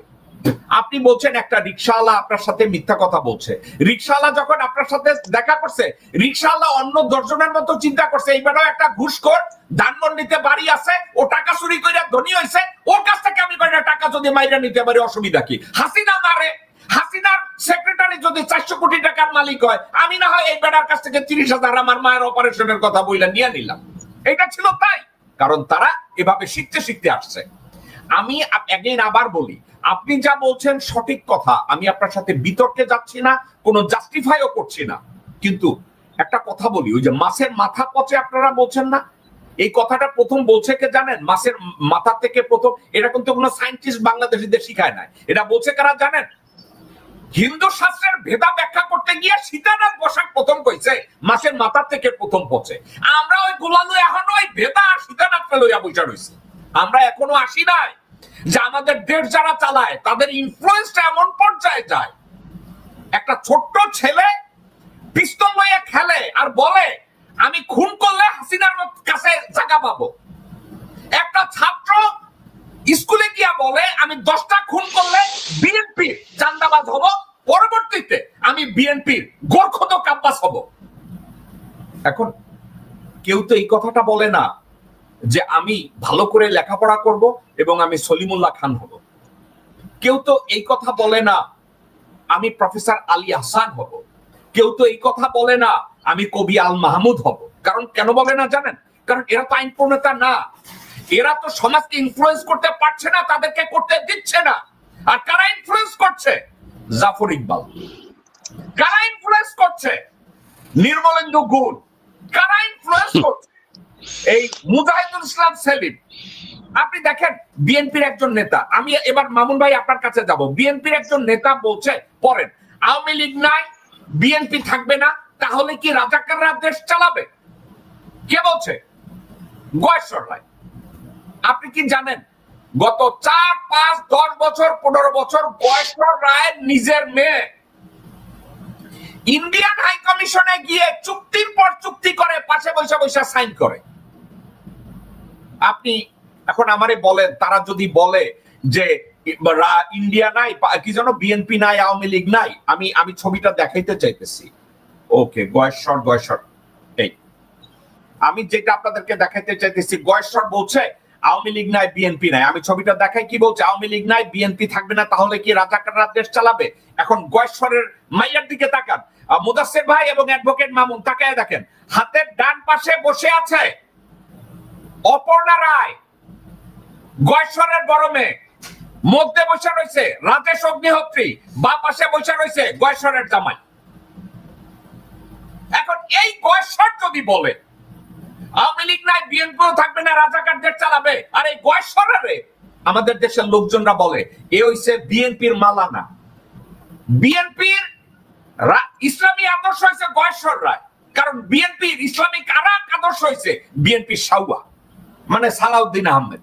এখন এই যদি হয় আমাদের দেশের রাজনীতিবিদরা, মামুন ভাই, আমি কর্নেল মুদাসসির $1,000,000 কথাবার্তাগুলো বলছে, প্রত্যেকটা কথা $1,000,000 মূল্যবান, কিন্তু আমাদের রাজনৈতিক এই প্রেক্ষাপটে আমরা কি ওই 95% দিকে আমরা বলবো যে এরা তো ভণ্ডামি শিখছে, এদেরকে তো হাসিনা শিখায়া যায় না। হাসিনা একটা রিক্সাওয়ালারে শিখা নাই, কিন্তু হাসিনা তার সেক্রেটারিরে শিখাইছে কি করে 400 কোটি টাকার মালিক হওয়া যায়। হাসিনা ডিবির হারুনকে ডাইকা বুঝাইছে, তুমি 25টা মার্ডার করো, আমার কাছে আসো, আমারে ঘুষের 75% দাও, তারপরে তুমি 25% খাও। হাসিনা এটা শিখায়া গেছে। এখন হারুনের লগে যদি আবার আব্দুল বা করিমন সরিমনরা, চাকর বাকরেরা তার কাছ থেকে চুরি করে, ভাই এটা আসছে তো হাসিনার থেকে। মামুন ভাই, এই প্রেক্ষাপটে আপনি কর্নেল মুদাসসিরের কথা শুনছেন, আমার ব্যাখ্যা শুনছেন, এবার আপনি যদি এই বিষয়টার উপরে কিছু বলেন, কারণ এই বিষয়টাকে আমি ক্লোজ করে পরবর্তী বিষয়ে যেতে চাই। এটা খুবই গুরুত্বপূর্ণ প্রশ্ন করছেন। একটা কথা হচ্ছে যে একটা দেশে দীর্ঘদিনের যখন নাকি আন্দোলন সংগ্রামের মধ্য দিয়ে যখন নাকি স্বাধীনতা অর্জন করে, এটার সাথে সাথে কিন্তু কালচার রেভলিউশনও দরকার। একটা রাষ্ট্র যখন হয় তার শিক্ষানীতি হলো সবচেয়ে বড় ইম্পর্টেন্ট। তো যেখানে শিক্ষানীতির সাথে আবার দেখা যায় যে বিচার বহির্ভূত কিংবা বিচার বিভাগ হত্যাকাণ্ড যাই হোক না কেন, এগুলো সব মাপ পেয়ে যায়। হ্যাঁ, তো যখন নাকি একটা সমাজে বিচার থাকে না, আইনের শাসন, রুল অফ ল থাকে না, ইন্ডিপেন্ডেন্ট অফ জাস্টিস থাকে না, এটা আমি প্রগতিশীল অনুমতি বলে বলছি না, এটা পশ্চিমা দেশে ওয়েলফেয়ার স্টেটেও অ্যাটলিস্ট এটা আছে, আইনের শাসনটা আছে। সে প্রেসিডেন্ট হোক না যাই হোক, তার ভিতরে মামলা করা যায়। এখন যখন নাকি দেখে যে এক্সাম্পল গুলো এটা আছে যে অন্যায় করলে অন্যায় পার পেয়ে যায়, এখন যেই বাবা নিজে লুচ্চামি করে, ঘুষ খায়, তার ছেলেকে সে শাসন করে ঠিকই, কিন্তু সন্তান কিন্তু বাবাকে কিংবা বড় ভাইকে ঘৃণা করে। তো আমাদের নেতারা মাঠে যা বলে বাস্তবে তা করেন, যেটা আপনি বলেছেন হিপোক্রেসি। তো হিপোক্রেসি হলো একটি মানসিক রোগ না, এটা একটা সিস্টেম হয়ে গেছে, মানুষকে ধোকা দেওয়া। নির্বাচনের আগে যা বলে, ক্ষমতায় গেলে উল্টাটা করে, আর ক্ষমতায় যে খুন খারাপি লুটপাট করে বিরোধী দলে নাম লেখাইলে সে বিপ্লবী হয়ে যায়, তার অতীত সব মুছে যায়। গত 54 বছরে যতগুলো মন্ত্রী, এমপি, সেক্রেটারি হয়েছে, তার 90% আপনি দেখবেন তাদের যদি বিচার করেন সব চোর। আগামী নির্বাচনে যদি একটা ক্রাইটেরিয়া করেন যে শুধু ঋণ খেলাপি না, যেসব চুরি চুরি করছে তাদেরকে 10 বছর কোনো রাজনৈতিক দল করা যাবে না, নির্বাচনে তো দূরের কথা। আর যেসব দলগুলো হারবার করছে সেই দলগুলোর উপরে স্যাংশন লাগান, তাইলে তো ব্যাপারটা হয়ে যাবে। এখন যে মাফিয়াতান্ত্রিক নির্বাচন হচ্ছে, মার্কা কেনা বেচা নির্বাচনের কথা বলতেছে, পিআর এর কথা বলতেছে ভারতের নির্দেশে। পিআর মানে কি? মার্কা, মানুষকে চিনবে না, হ্যাঁ, দলের নাম কিংবা মার্কার নাম, যে যত টাকা দিবে প্রচার করবে। প্রচার যে ব্র্যান্ড আছে না, আদিদাস ব্র্যান্ড, আদিদাসের চেয়ে অনেক ভালো হয়তো কোন জিনিস পণ্য বানাইতে পারে, কিন্তু তার তো সুনাম নাই, পরিচয় নাই। এখন প্রশ্নটা হচ্ছে, এখন জ্যাকব মিল্টন ভাই, আপনার যে অনুষ্ঠানটা অনেকেই শোনে, এরকম অনুষ্ঠান তো আরো অনেকেই দেয়, তারা যেই কথাগুলো বলে, আপনি যে কথাগুলো, আপনি তো বলেন যে আপনি বাংলাদেশের দালাল, আপনার কোনো অ্যাম্বিশন নাই, কিন্তু তারা তো একটা দলকে রিপ্রেজেন্ট করে, তারা তো একটা দলকে বলে। তো সেই কারণে আজকে যেটা দরকার আমাদের, যে একটি গণতান্ত্রিক ব্যবস্থার জন্য যে আমাদের যে জুলাই আগস্টের যে গণঅভ্যুত্থান উত্তর যে একটা সেমি বিপ্লব হয়েছে, সেই অর্জনটাকে আজকে বেহাত হতে বসে গেছে এই জেনারেল ওয়াকারের মতো বিশ্বাসঘাতক বেঈমান পাচাটা গোলাম।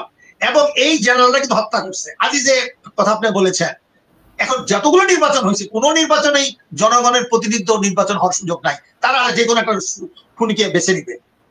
এখন গরিব মানুষ খেতে পায় না বলে এই তোর 5টা ভোট আছে, 500 টাকা দিব কিংবা 5000 টাকা দিব, মেনে নেয়। এখন ব্যাপারটা এই জায়গায়, ইভেন খালেদা জিয়া নিজে পাবলিক মিটিংতে বলছে, আমি নিজে শুনেছি, সে বলছে টাকা নেবেন, ভোট দেবেন না, এটাও তো অসততা। সেটা বলবে কেন? এখন জিয়াউর রহমানের যে ব্যক্তি সততা আমরা দেখেছি, সেটা একটা নদী। এখন কিন্তু তার মানে এই নয় যে উনি রাজনৈতিক সততা দেখাইতে গেছে। তো উনি তো বলছে আমি আসেননি, আমি ফিরে যাব, বিশেষ অবস্থায় আসছি, শুনে কথা রাখেন নাই। উনি কি করলেন? মুস্তাক সাহেব আসলেন না, মুস্তাক সাহেবের পাবলিক মিটিং এ সেই জালিয়ানাবাগ হত্যাকাণ্ডের মতো বলতে মিটিং এ হত্যা করছে, বাংলাদেশের জালিয়ানাবাগ প্রথম হয়েছে, 15-16 জন মার্চে বুধ আহত হয়েছে। এখানে কি করছে? সে আওয়ামী লীগ গুন্ডা, আমি জানি এই ঘটনাগুলো, জয়েন্ট ভেঞ্চার, আজ পর্যন্ত কথা বলে না। কাজে এই মুস্তাকের নেতৃত্বে 15 আগস্ট হয়েছিল, মাইনাস শেখ মুজিব সবাই মেনে নিছিল, কিন্তু ওইটাকে পরবর্তী দেখলো খালেদ মোশাররফ, জিয়াউর রহমান, এরশাদ রহমান, সব বাংলাদেশে একটা বিরাজনীতিকরণ হয়ে গেছে। এখন সবাই মনে করে একবার জেনারেল হইলেই আমি কুদেতা করবো, আমি মইনের মতো হবো। তো এখন এই যে কিছু জেনারেলরা যেসব করছে, এই জন্য সাধারণ সৈনিক আমরা দায়ী করবো মোটেই না। কাজে আমাদের টার্নিং পয়েন্ট হলো 3রা অগাস্টে, যে কারণে অনেকে বলতে পারে যে হ্যাঁ মানে জাতিসংঘের ব্যবহারটা করছে, জাতিসংঘে বলছে ডিমিশন দিব না, কিন্তু তারপরে বলবো সাধারণ জনগণের প্রতি সিম্প্যাথি ছিল বলেই 3রা অগাস্ট যে আপনি বলবো ছাত্র শ্রমিক সৈনিক যে গণ অভ্যুত্থান হয়েছে, সেখানে যে সেই দিবসটাকে যদি আমরা বলি ছাত্র শ্রমিক সৈনিক সংহতি দিবস, তাইলে বলা যায় যে ওয়াকারকে চ্যালেঞ্জ করা যায় যে ওয়াকার নতুন করে ষড়যন্ত্র করতেছে, মার্শাল করার জন্য বলতেছে, সেটা যেন মানে আমরা যেন বিপ্লবকে ব্যাহত না দেই। আজকে মুদাসসির সাহেবকে আমি বলবো, আজকে আমাদের হাসনাত সাহেব যে আছে ব্রিগেডিয়ার হাসনাত ইসের যে দেখেন যে উনাকে কিভাবে হ্যারাসমেন্ট করা হচ্ছে। এখনো আর্মির কিছু সৎ লোক আছে, এখনো কিছু রাজনীতিবিদ সৎ লোক আছে যারা মাওলানা ভাসানীকে স্মরণ করে, শেরে বাংলা ফজলকে স্মরণ করে, আছে, অবশ্যই আছে। এখানে আপনার খাজা নাজিমউদ্দিনের ছাড়াও আপনার সারসেলু আহমদের কথা মনে করে, সিরাজ দৌলাকে স্মরণ করে। কাজেই আজকে আমাদের যে রাজনৈতিক যে পরিমণ্ডল, সেখানে সততার অভাব। এই কারণেই আপনি যেটা বলছেন, হিপোক্রেসি মুক্ত একটি রাজনৈতিক ব্যবস্থা যদি না হয়, স্বাধীন বিচার ব্যবস্থা যদি না হয়, তাহলে একের দিকে আমরা মুক্ত হতে পারবো না। এটাই আজকে আমার মূল কথা। ধন্যবাদ। শোয়ের আমরা শেষ প্রান্তে, কর্নেল মুদাসসির আপনাকে যেতে হবে, তারপরে আমি একটা কথা আপনার কাছ থেকে জানতে চাচ্ছি, সেটা হচ্ছে বাংলাদেশের বর্তমান প্রেক্ষাপটে আমরা একটু আমাদের 2-3টা প্রশ্নের উত্তর আলোচনা করব সাবজেক্ট নিয়ে, প্লিজ আমরা একটু তাড়াতাড়ি শেষ করি। প্রথম প্রশ্নটা হলো, এই মুহূর্তে হাসিনা দেশ চালাচ্ছে না, কিন্তু হাসিনার এক্সাম্পলটা দিচ্ছি। হাসিনা বলছে আমি ভোট চুরি করি না, অথচ সে ভোট চুরি করছে। হাসিনা বলছে আমি গুম খুন করি না, অথচ সে গুম খুন করছে। এখন বিএনপি সরকার চালাচ্ছে না, বিএনপি বলছে আমরা চাঁদাবাজি টেন্ডারবাজি গুম খুন করি না, অথচ গুম খুন টেন্ডারবাজি চাঁদাবাজি দখলবাজি became the principle of their political party। এটা গেল। আপনি বিএনপি সম্পর্কে এই মুহূর্তে বিএনপি সরকারের না থেকে যে কাজগুলো করছে, আপনার কি মনে হয় এটা সরকারের ব্যর্থতার জন্য, অ্যাডমিনিস্ট্রেশনের ব্যর্থতার জন্য, না বিএনপির ব্যাকআপ আছে ক্যান্টনমেন্ট থেকে, সেনাপ্রধান মির্জাফর তাদেরকে সাপোর্ট দিচ্ছে এবং তাদের ইন্ডিয়ান সাপোর্ট আছে? আপনার কি মনে হয় বিএনপি সরকার গঠন না করেও কেন এতগুলো উদ্যোক্ত দেখিয়ে চাঁদাবাজি দখলবাজি টেন্ডারবাজি করার সাহস পাচ্ছে? কর্নেল মুদাসসির, আপনার প্রশ্নের উত্তর আপনি দিয়েছেন, আমার মনে হয় দুটোই এর জন্য দায়ী। আমার মনে হয় একটা হচ্ছে তো তাদের ডেফিনেটলি সাপোর্ট আছে, উপরের থেকে সাপোর্ট আছে, আপনার হয়তো প্রশাসন থেকে সাপোর্ট আছে, সামরিক বাহিনীর সাপোর্ট আছে, এটা সত্যি কথা, এটা একটা ডেফিনেটলি সত্য কথা। আর আরেকটা যেটা বললেন, আপনি দুটো কারণ বলছেন তো, একটা হচ্ছে সুপার সাপোর্ট, আর একটা হচ্ছে আপনার বর্তমান সরকারের দুর্বলতা আছে, এবং তারা ওপারে থেকে কেন সাপোর্ট পাচ্ছে এটা তো বলার অপেক্ষা রাখে না, ক্যান্টনমেন্ট থেকে কেন সাপোর্ট এটা বলার অপেক্ষা না, কারণ দুজনের ইন্টারেস্ট আছে, দুপারে ইন্টারেস্ট আছে, সেই জন্য তারা রাখছে। আর বিএনপি ব্যাপারটা হচ্ছে তারা যে সত্যি করেছে দেশের চিন্তা কথা করতো, আমাদের ভবিষ্যৎ প্রজন্মের কথা চিন্তা করতো, তাহলে তারা হয়তো চেত না। আমি বারবার অনেকের সাথে সরাসরি কথা বলেছি, আমি লিখিতভাবে বলেছি, আপনি হয়তো খেয়াল অনেক লেখিতে বলেছি, আর কত 50টা বছর তো আপনারা খেলেন, আপনাদের যা যা একটা মানুষের জীবনের আপনার যত আমোদ ফুর্তি পাওয়ার কথা, ঐশ্বর্য ধন সময় তো পেলেন, এবার একটু তোবা করে বলেন যে দেশের জন্য কাজ করে, কিন্তু করবে না এই জন্য যে ওইটা যারা হইতেছে আপনার লোভী যারা আর কি, যারা যেটা মুনাফিক যারা, তাদের চাওয়ার কোনো শেষ নাই। তো সুতরাং হইতে মৃত্যু কাক পর্যন্ত তার চাও, যেমন আপনার কোরআন শরীফে আবার ফিরেছে আল্লাহ তাআলা যে বলছে আল্লাহকুম মুত্তাকারা সুরুহাত্তু জুতুল মাকাবেন, তোমরা কবরে যাওয়ার পর্যন্ত সম্পদ নিয়ে তোমরা চেষ্টা করে যাও সম্পদ জোগাড় করার জন্য। এদারা কবরে যাওয়ার পর্যন্ত সম্পদ ক্ষমাদের চেষ্টা করে, তাদের ইতিমধ্যে অস্থিমজ্জ পারবে না, এটা একটা কোন। আরেকটা হচ্ছে আমি বললাম আপনার 2 নম্বর যেটা আপনি বলেছেন, সরকারের দুর্বলতা অবশ্যই আছে। আমি ব্যক্তিগত চিঠি লিখেছি ডক্টর ইউনূসের কাছে, আপনি আরেকজনের মাধ্যমে লিখেছি, আমি এটা বলছি যে আপনি কিন্তু নাচতে গিয়ে ঘুমটা দিতে পারবেন না। আপনি সরকার প্রধান হিসেবে আপনি এর আগে ছিলেন, নোবেল প্রাইজ, ভালো কথা, আপনি শান্তির প্রতীক, শান্তির জন্য আপনি নোবেল প্রাইজ পেয়েছেন। আপনার এখানে যারা আছে তারা কেউ হইতেছে আগে এয়ারপ্রেসিডেন্ট ছিল না, পুলিশও ছিল না, দান্ডাবাজি তারা করে, ভালো কথা, কিন্তু এই দেশ শাসন করতে হলে আপনার কতগুলি জিনিসগুলো আপনার বাস্তবতা স্বীকার করতে হবে। আমি সেনাবাহিনী ছিলামের কথা বলছি না, আমরা হয়তো শক্তের ভক্ত নরমের জন। আপনি দেখেন, সত্যি কথা বলি, আপনি একটা যখন মার্শাল থাকে দেশে, তখন কিন্তু আপনি দেখেন রাস্তাঘাটের অবস্থা, চুরি চামারি বন্ধ হয়ে যায়, এমনকি রাস্তাঘাটে ময়লাও থাকে না। এখন আমরা বলি ক্যান্টনমেন্ট ঢুকলে দেখেন কত পরিষ্কার, লেনও চেঞ্জ করে নাকি, হন তো দূরের কথা, স্টোবাসি তো করেই না। তো এটা হচ্ছে এনফোর্সমেন্টের জন্য, কারণ তারা জানে যে এইখানে ধরা পড়লে রক্ষা নাই। বাইরে একই অবস্থা। এখন এই দেশের মানুষ এবং আপনার পলিটিক্যাল পার্টি বুঝিয়ে নিয়েছে, ধরে নিয়েছে এই সরকার কখনো কঠোর হতে পারবে না। আপনি বলে দিয়েছেন আপনার পুলিশ কখনো হাতি নিয়ে ডিউটিতে যেতে পারবে না এক্সেপ্ট অপারেশন ছাড়া। এই দেশের মানুষ সেটাতে সম্মান প্রদর্শন করে না। আপনার শয়তানরা, চোররা, সন্ত্রাসীদের সম্মান করবে না। সন্ত্রাসবাদী কেন বেড়ে গেছে? বিএনপি কেন হয়তো ক্ষমতাতে, কারণ তারা জানে এই সরকার কঠোর হবে না। এবং সরকার মানে আমরা তো সৈনিকের জন্য আসছি, আমরা চিরছি। কিন্তু কথা হচ্ছে আপনি তো দায়িত্ব নিয়েছেন একটা। আপনি যদি এখানে যে বলেন যে না ভাই আমি পারি নাই কারণ আমি তো শক্ত হতে পারবো না, এটা কোনো এক্সকিউজ না আপনার জন্য। You are a failure in that case. আপনি যখন সরকারে আসছে, আপনার যে ক্ষমতাটা, it has to be utilized to the fullest for the protection of the country, for the protection of the people. আপনি কঠোর হতে হবে, কঠোর হতে পারেন নাই, এই জন্য আপনি করতে পারছেন না। তো দুটো কারণে এটা ব্যর্থতা হচ্ছে। যেই কারণে ক্ষমতা যাওয়ার আগে বিএনপি ক্ষমতা চলে গেছে, এটা কে না জানে। আমাকে আপনার সাথে আজকে বলি, আমার জামাই বলতে তার ঘনিষ্ঠ বন্ধু আছে, তার আবার ঘনিষ্ঠ বন্ধু হচ্ছে ইশরাক। খোকাকে আমি খুব ভালো করে চিনি, মারা গেছে আমি বলতে চাই না। আমি তো আপনি একটা প্রতিষ্ঠানতে ছিলাম, আপনি জানেন যে রাষ্ট্রীয় পর্যায়ে আমরা কাজ করেছি চিফ এক্সিকিউটিভের সাথে। আমরা এইসব যারা পলিটিক্যাল নেতা আছে প্রত্যেককে আমি আমার নখদর্পণে সবার কে কত টাকা কিভাবে বানিয়েছে। সে আমার জামাই বললো, বাবা আমাকে খবর দিল ইশরাক তাকে বলছে একটা গাড়ি কিনছে, মার্সিডিজের লেটেস্ট মডেল, আমি তো বুঝি না কি একটা নাম বললো, 8 কোটি টাকা দামের। কিছুদিন আগে কিনেছে সে, তার ফ্লিটে নাকি 5-7টা গাড়ি আছে। তো আমি এসে গেছি, তুমি যে সততা কথা বলো, তুমি যে তোমার এই সিটি কর্পোরেশন দখল করে বলে দিচ্ছিল 15, আমার ওই দেশে নেতা যদি বলে দেয় 15 মিনিটের মধ্যে সেক্রেটারি সবকে বের করে দখল করতে পারবো। তো তুই 15 বছরের মধ্যে এই কাজটা করিস না কেন? তুমি বাবা, এই যে তোমার হইতেছে বাবার কি সম্পদ হয়েছে, কি ইনকাম ছিল তার বাবার, তোমার ফ্লিটের মধ্যে 4-5টা গাড়ি, মার্সিডিজ তোমার গাড়ি, তোমার কাছে পোস্ট, তোমার কাছে কি বলে বিএমডব্লিউ তোমার লেটেস্ট মডেলের, তোর গাড়িতে তো হইতেছে 40-50 কোটি টাকা। কোথা থেকে পেলে টাকাটা? এগুলি কেমন করতে পারছে? and you talk about সততা। তো এই যে করাপশন যারা করছে তাদেরকে ধরে না কেন এই গভর্নমেন্ট? সোর্সের মধ্যে ভূত। আমি বেগম খালেদাকে বলছি, তারিখ হয়তো শুনতেছে, তারিখ জন জানুক, আমি বেগম খালেদাকে বলছিলাম আপনার আত্মীয় স্বজন, আপনার পার্টির লোকজন তাদেরকে আগে ধরেন আপনি। সে বলেছে যে আপনি শুধু আমার পার্টি, প্রথমেই শুনতো আপনি শুধু আমার পার্টি দেখেন। আমি খোলাখুলি বলছি আপনাকে, অন্য পার্টি তো করে, কিন্তু আমি শেষ করি, সোর্সের মধ্যে ভূত থাকলে কেমনে আপনার পার্টির মধ্যে তাদেরকে ধরেন। সেই জন্য আমি বলতেছি সরকার প্রধানের কাছে, আপনি ডক্টর ইউনূসকে, এখন সময় তাদের বেশি না হতো, এখনো সময় আছে, আপনি শক্তভাবে রেইনটা ধরেন। You should not go out with the excuse that I could not do it because আমার সেই করার আমার ম্যান্ডেট ছিল। You have the mandate. Political party আপনাকে ম্যান্ডেট দেয় নাই, ম্যান্ডেট দিয়েছে ছাত্র জনতা, এই দেশে আপনার জনগণ আপনার দিতেছে। You have nothing to fear. আপনি শক্তপদনকারী কলস পেয়ে যাবেন, যে যেখানে আপনার কাছে শক্ত হইতে দরকার, হি মে বি এনিবডি, তারা আজকে পার বেছে করছে এই কারণে যাতে আপনি নরম, আপনি দেখিয়েছে আপনি শক্ত হতে পারেন না, এইটাই কারণ। ওকে, আপনাকে আরো একটা কথা, আপনি প্রসঙ্গটা টেনেছেন, আমি না টেনে পারলাম না। F7 জেট ক্রাশে জিয়া রহমান সাহেবের কাজিনের মেয়ে মারা গেছে ওখানে, এখন মেহরিন চৌধুরী। ওকে, মেহরিন চৌধুরী মারা গেছে।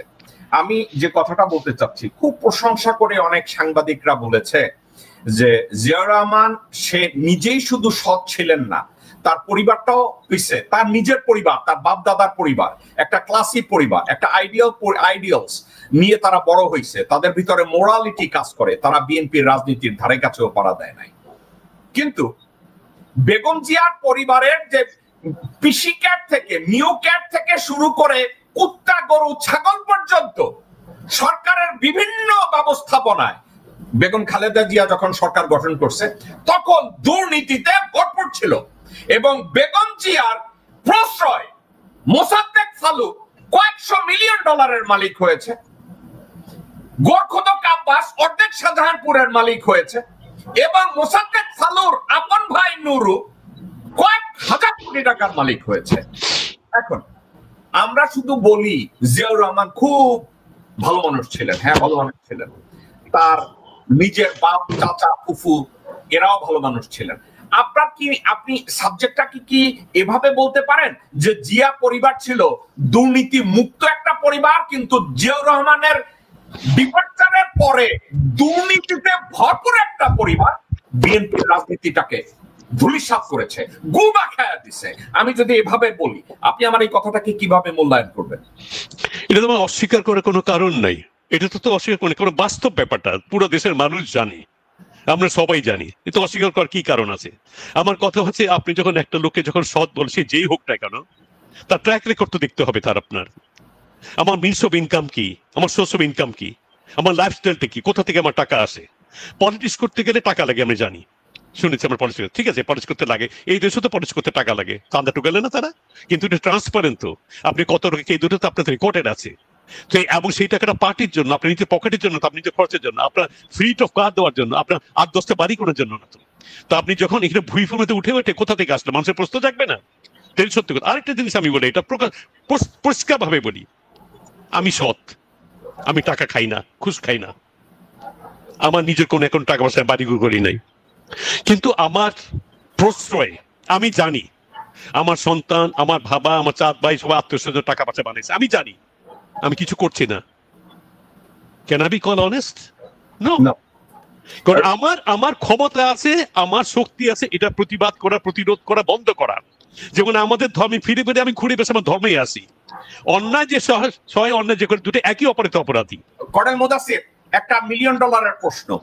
1/11 গভর্নমেন্টকে বিএনপি সবসময় ব্যাখ্যা করে এটা ছিল একটা কার্স, দেশের জন্য একটা অভিশাপ। আপনার কি মনে হয় না 1/11 গভর্নমেন্ট মঈনুদ্দিন ফখরুদ্দিনকে জায়গা বানায় দিছে বিএনপির দুর্নীতি, বিএনপির অপরিপক্কতা, বিএনপির স্বজনপ্রীতি, বিএনপির ব্যর্থতা? আমার এই কথাটা কি সঠিক না ভুল হিসাবে আপনি ব্যাখ্যা করবেন? সম্পূর্ণ একমত।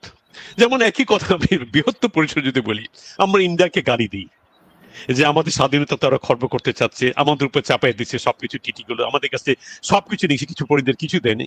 ফাইন, কোন দেশটা করবে না? কোন দেশ আপনাকে হইতেছে ভালোবাসা দিয়ে আপনাকে সাহায্য করতে আসবে?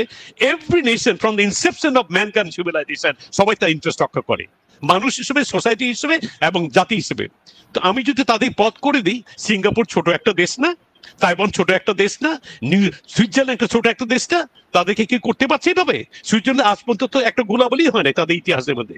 How could do it? নেতৃত্ব, এই দেশের মানুষের বৈশিষ্ট্য, সেটাই করেছে। তো এই জন্য আমি ইন্ডিয়াকে দেখো, দরকার আমি নিজে দেব, আমার ঘরের মধ্যে হয়তো চোর, ফিফথ কলমিস্ট রয়ে গেছে, আমার দেশের মধ্যে এটা আপনার রয়ে গেছে, আপনার সব সব হইতেছে অত্যাচার, আপনার স্বৈরাচার, আমার দেশের মধ্যে হইতেছে বিশ্বাসঘাতক। আমি তাকে দোষ দেবো কেন? ইন্ডিয়া তো নিজস্ব দখল করতে আসে নাই, ইন্ডিয়া তো আমার দেশের লোক দিয়ে তো করিয়েছে। সুতরাং আমার দেশের লোক দিয়ে যদি করে, আমি তাদেরকে দোষ দেব কেন? দোষ তো আমার। ওকে কর্নেল মুদাসসির, শেষ প্রশ্ন আপনার জন্য। বিএনপির সালাউদ্দিন, বিএনপির পোর খাওয়া যেসব লোকজনরা গত 16 বছর অত্যাচারিত হয়েছে, শোষিত হয়েছে, ঘর ছাড়া হয়েছে, স্ত্রী তালাক হয়ে গেছে, বাচ্চা মারা গেছে, বউ চলে গেছে, এমন নেতাদেরকে কোনোভাবে মূল্যায়ন করা হয় না। কিন্তু 9 বছর যে ভারতে থেকে রয় ট্রেনিং নিছে, তাকে প্রত্যেকটা মিটিং এ জোর করে ঢুকানো হয়। ইউনূসের সাথে যে কোনো মিটিং এ বিএনপি সাউয়াকে থাকতেই হবে, তার টার্গেট একটা। ওই ইউনূসের টেবিলে কি আলোচনা হয়, সালাউদ্দিন এগুলো লেখে, সালাউদ্দিন এগুলো রেকর্ড করে, এগুলো ইন্ডিয়ান হাই কমিশনার প্রণয় ভার্মাকে পাঠায়, ভারতের রাজেশ অগ্নিহোত্রীরে পাঠায়, ইউনূস কি বলে সব ব্যাখ্যা করে। এখন বিএনপি এটা জানে, তারেক রহমান এবং বেগম জি এটা জানে যে সালাউদ্দিন এই কাজগুলো করছে, কিন্তু তারা সালাউদ্দিনকে এ ব্যাপারে নিষেধও করে না, বা সালাউদ্দিনকে বাদ দিয়ে অন্য কোন পোর খাওয়া কমিটেড লিডারকেও ওই মিটিং এ পাঠায় না। এর কারণ কি আপনার মনে হয় যে ভারতের উপরে সিদ্ধান্ত নেওয়ার ক্ষমতা বেগম জিয়া বা তারেক রহমানের নাই? সাবজেক্টটা কি এরকম? আমি বেগম জিয়ার কথাটা এখানে বলবো না, এই কারণে আমি তার পক্ষপাতিত্ব করছি না। আমি বেগম জিয়ার খুব ঘনিষ্ঠ থেকে, কাছের থেকে আমার তার সাথে কাজ করার সুযোগ হয়েছে। প্রায় প্রতি সপ্তাহে তার সাথে দুটান্ন দেখা হতো, আমার যে কাজে ছিল সেই কাজের সময়।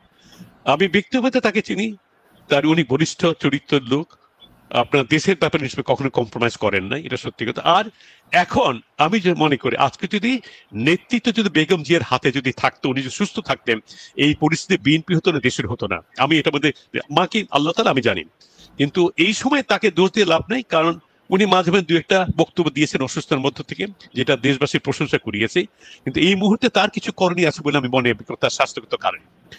তো তার নেতৃত্ব যাদের হাতে আছে তাদের কথাই আমি বলবো।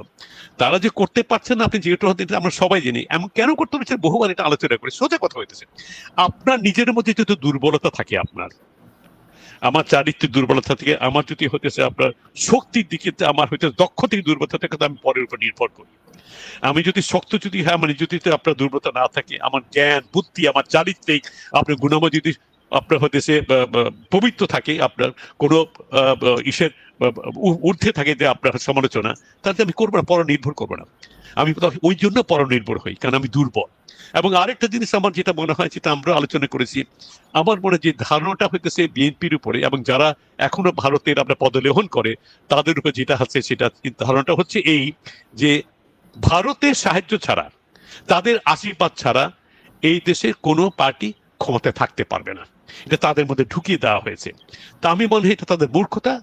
তাদের হচ্ছে শুধু মূর্খতা, তাদের হইতেছে ওই কারণে লোভ, এবং তাদের হতেছে আপনার চারিত্রিক যে স্খলনগুলো এই কারণে হচ্ছে।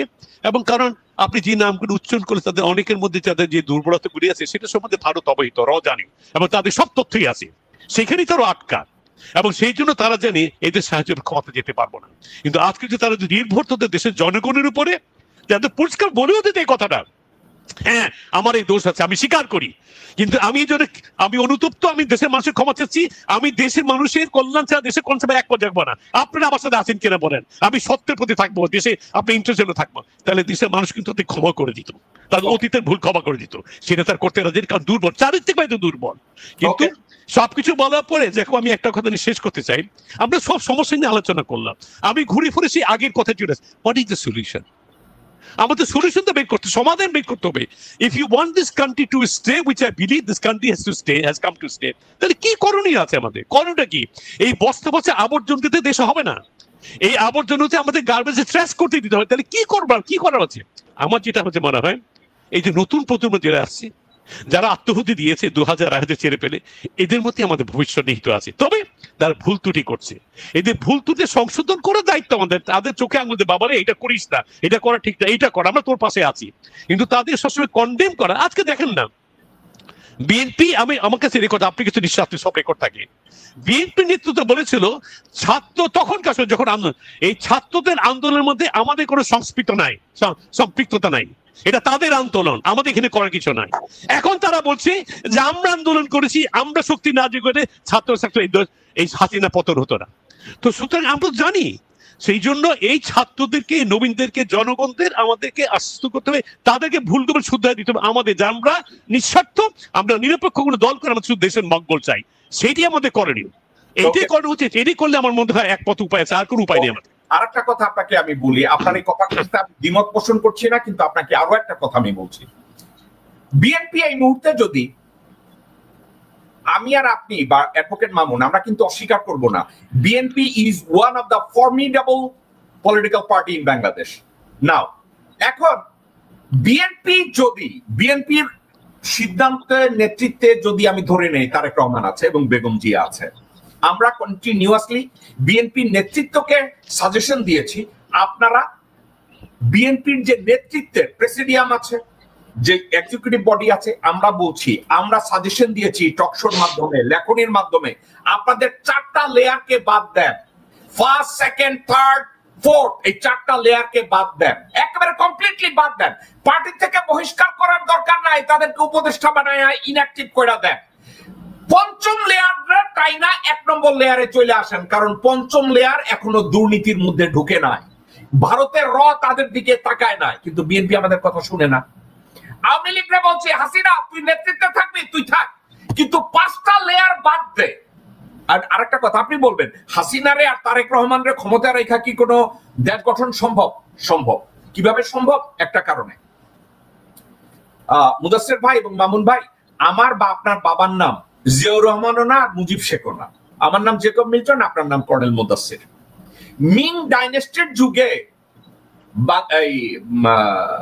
চাইনিজ ফিলসফার, কি যেন ভদ্রলোকের নাম, আমি প্রায় মেনশন করি, চাইনিজ ফিলসফার, আপনি কি বলছেন সানজুর কথা বলেন? আরে না, আচ্ছা আচ্ছা আচ্ছা, বুঝতে পেরেছি। হ্যাঁ, ফেমাস চাইনিজ ফিলোসফার। নাম কি? আমি মনে আসলে আপনাকে বলবো, আমি মনে চিন্তা করছি। ফিলোসফারের নাম কি? হ্যাঁ, আমি মনে আসলে মনে করতে চেষ্টা করছি। 700 বছর আগে যে জন্মাইছে, ফিলোসফি নিয়ে কথা বলে গেছে। জি জি। ওকে, উনি একটা কথা বলছেন যে Confucius, theory of Confucius, Confucius সে একটা কথা বলছে। তাকে বলছিল, তার ছাত্ররা বলছে যে আমরা তো রাজার সন্তান না, আমরা নীতিকে কিভাবে ফিক্স করব। তখন সে বলছে, if you like to change the system of your country, then your first option, try to become king.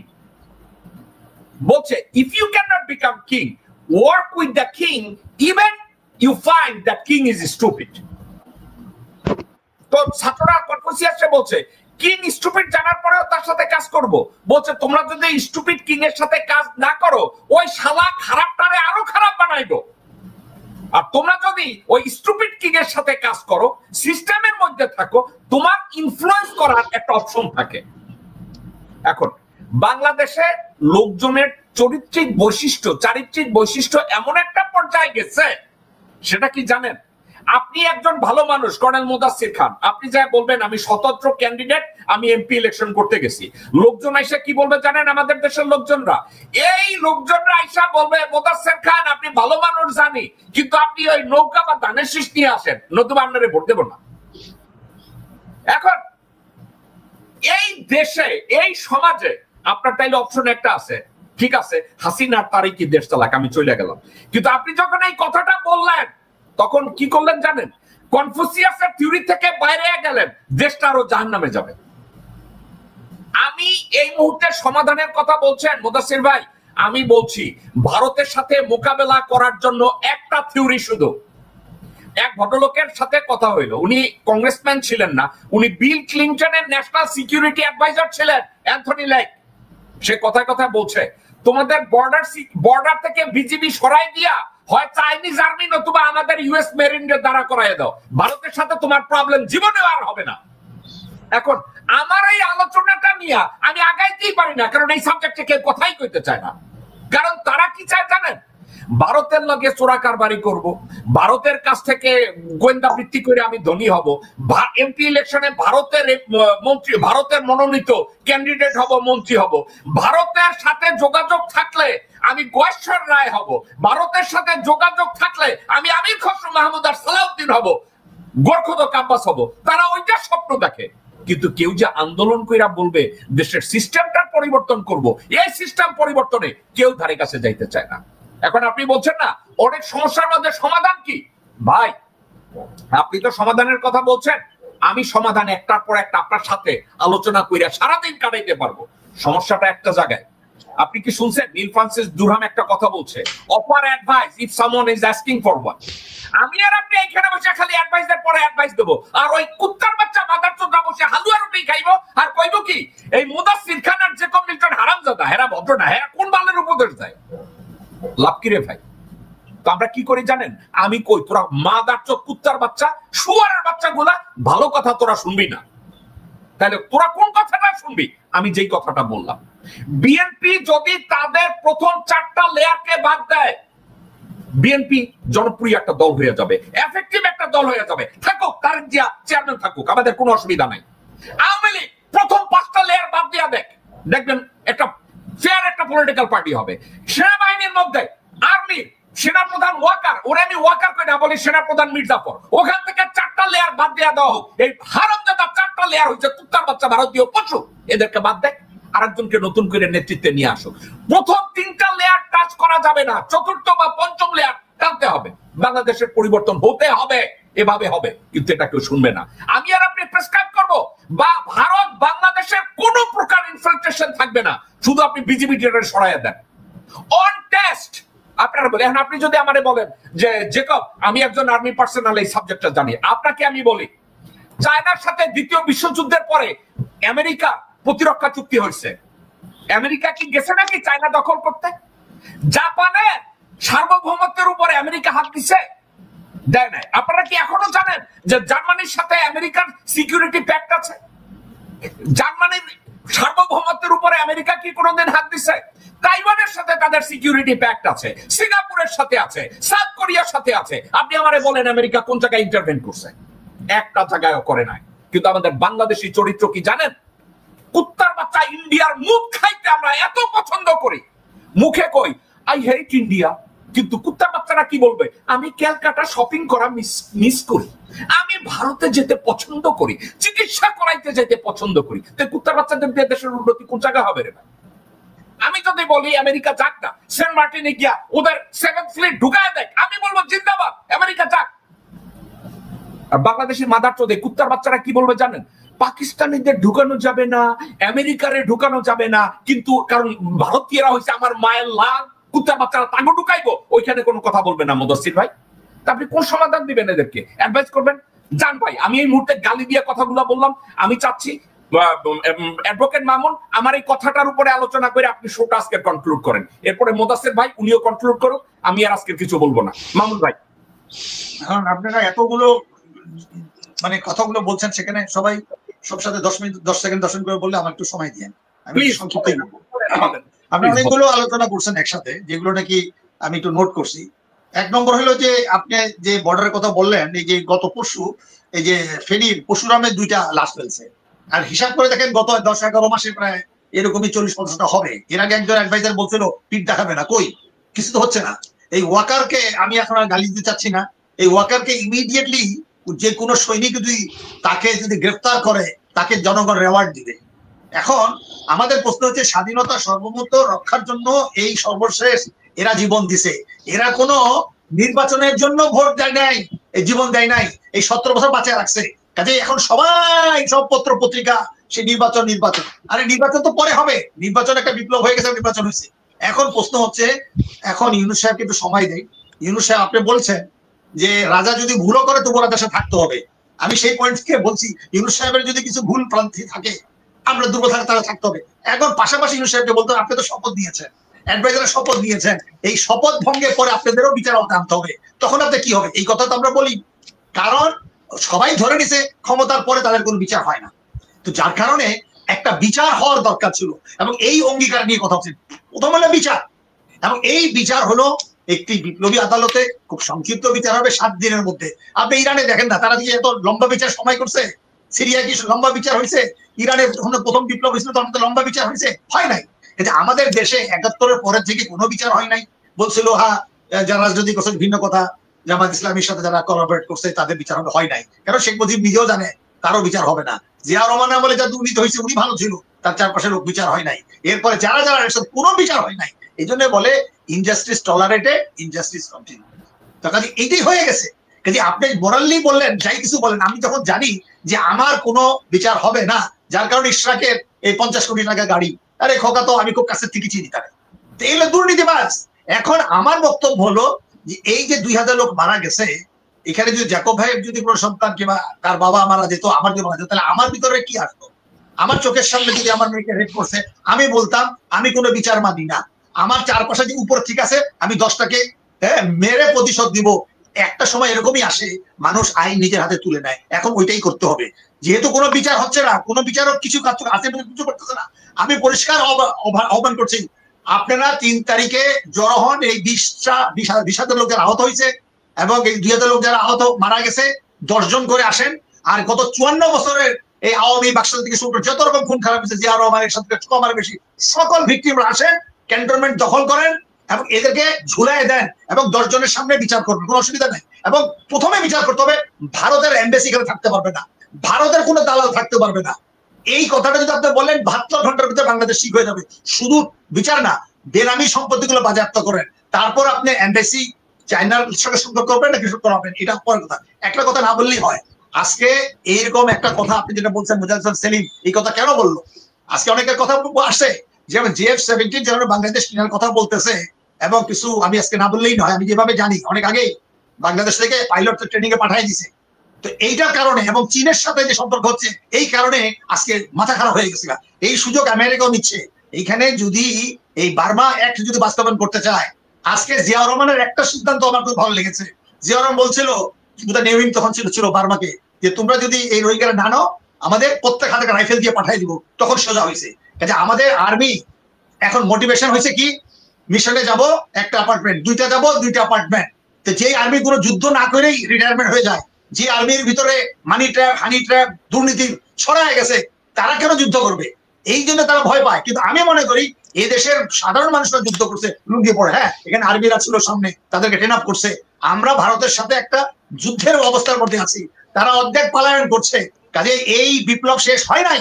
এখন এইটাকে যারা যারা নির্বাচন বলতেছে, এই যে আপনার যে মনে করেন যে প্রথম আলো, এটা গেলে ভারত আলো, এখানে বলেন যে আপনার যে আপনার দিল্লি স্টার, এই সমস্ত ক্রিমিনালদেরকে বিচার আনতে হবে, 2-4টা সাংবাদিককে ফাঁসিতে ঝুলাইতে হবে, তা না হলে এই মিথ্যা চলবে না। আমরা মনে করি প্রত্যেকটা মানুষের জীবন অনেক মূল্য। আমার জন্য যা, আপনার জন্য তা। একটা বিচারপতি যদি অন্যায় করে, তার বিচার হওয়া উচিত। এতগুলো বিচার বিভাগ হত্যাকাণ্ড হয়েছে, এখনো সেক্রেটারিয়েটের মধ্যে 100 যদি সিম্বলিক ভাবে ঝুলাই দেওয়া হয়, সিম্বলিক ভাবে প্রত্যেকটা থানার ওসি কিন্তু ঝুলাই দেওয়া হয়, সিম্বলিক ভাবে প্রত্যেকটা জেলা যেগুলো হয়েছে ঝুলাই দেওয়া হয়, এগুলো করতেই হবে। খুন কা বদলা খুন। আমরা অনেক ধর্মের কথা বলি, কিন্তু আমার চোখের সামনে যদি আমার সন্তানকে রেপ করে, আমার ভাইকে হত্যা করে, আমি কি এই বিচারের উপরে বসে থাকবো? অবশ্যই না।